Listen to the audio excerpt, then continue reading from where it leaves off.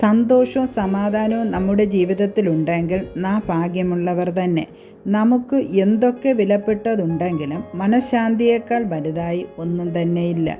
മനസ്സ് നിറയെ ദുഃഖങ്ങൾ ഉണ്ടെങ്കിലും ചിലർ പുറമേ സന്തോഷിക്കുന്നത് കാണാം. അത് വലിയൊരു കഴിവ് തന്നെയാണ്. ദുഃഖങ്ങൾക്ക് പരിഹാരം നാം തന്നെ സ്വയം കണ്ടെത്തണം.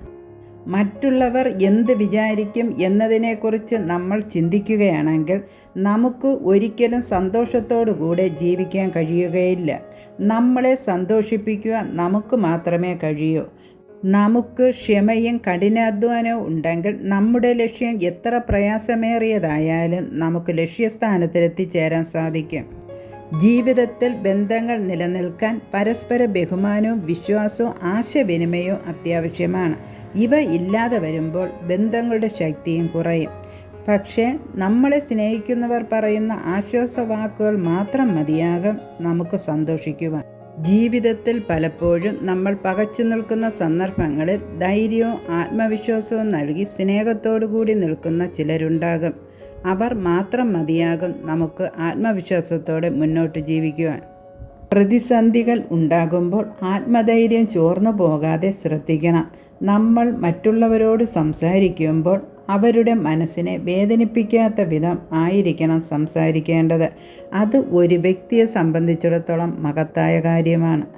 നമ്മൾ ഒരാളെ ആത്മാർത്ഥമായി വിശ്വസിക്കുമ്പോൾ ആ വ്യക്തിക്ക് നമ്മളെ കബളിപ്പിക്കുവാൻ സാധിക്കും എന്നതാണ് ജീവിതം നമ്മെ പഠിപ്പിക്കുന്നത്. പക്ഷേ അതിന് ആയുസ് കുറവായിരിക്കും. നമ്മൾ ഒരാളെ അന്ധമായി വിശ്വസിക്കുകയോ സ്നേഹിക്കുകയോ ചെയ്യരുത്. എന്നാൽ നമ്മുടെ ജീവിതത്തിൽ നമുക്ക് തോൽവിയേ ഉണ്ടാകൂ.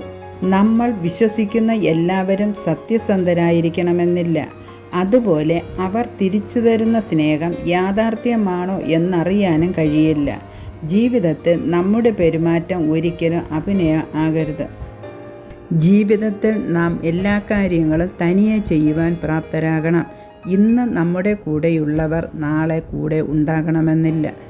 നമ്മൾ ചെയ്യുന്ന ഉപകാരങ്ങൾ ആരുടെയും ഓർമ്മയിൽ ഉണ്ടാകണമെന്നില്ല. പക്ഷേ നമ്മുടെ ഓരോ തെറ്റുകളും എല്ലാവരുടെയും ഓർമ്മയിലുണ്ടാകും. രഹസ്യം സൂക്ഷിക്കാൻ കഴിവില്ലാത്തവരോട് നാം നമ്മുടെ രഹസ്യം പറയരുത്.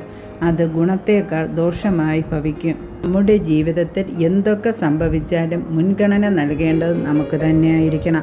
നാം മറ്റുള്ളവരെ അമിതമായി ആശ്രയിക്കാനും പാടില്ല. മറ്റുള്ളവരുടെ പ്രീതി നേടുന്നതിന് വേണ്ടി നാം ഒരിക്കലും കള്ളം പറയരുത്. അത് നമ്മുടെ ജീവിതത്തിൽ ദോഷമേ സൃഷ്ടിക്കൂ. ആയതിനാൽ സത്യം പറഞ്ഞ് ശീലിക്കുകയും നല്ല കാര്യങ്ങൾ ചിന്തിക്കുകയും ചെയ്യുക.